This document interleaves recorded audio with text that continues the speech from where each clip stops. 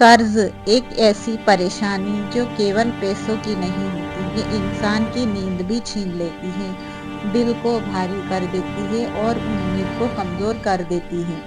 आज मैं आपको एक ऐसे इंसान की कहानी सुनाने जा रही हूँ जो कर्ज के बोझ तले दब गया था, लेकिन अल्लाह पर भरोसा उसने कभी नहीं छोड़ा। राशिद एक आम मुसलमान था, ना बहुत अमीर था, ना कोई बड़ी नौकरी उसकी।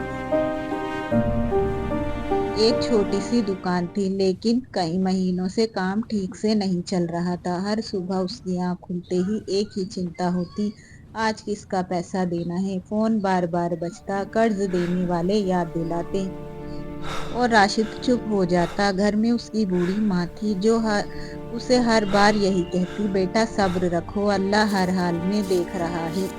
एक दिन राशिद मदद मांगने बाजार गया, लेकिन हर दरवाजे से उसे निराशा ही मिली। किसी ने कहा अभी हमारे पास नहीं है और किसी ने सबके सामने उसे अपमानित कर दिया।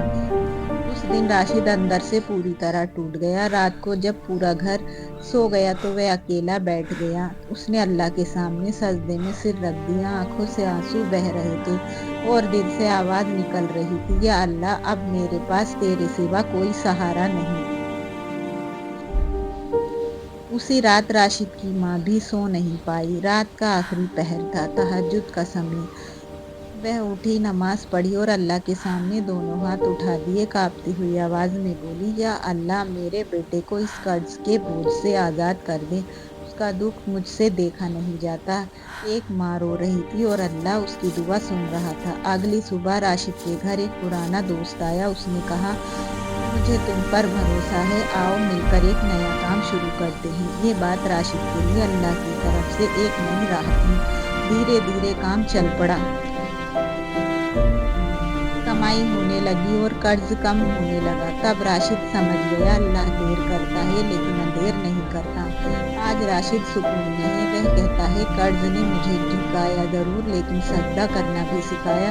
अगर आप भी कर्ज या किसी बड़ी परेशानी में हैं तो याद रखिए, अल्लाह के दरवाजे कभी बंद नहीं होते। सब्र रखिए, दुआ करते रहिए और अल्लाह पर पूरा भरोसा रखिए।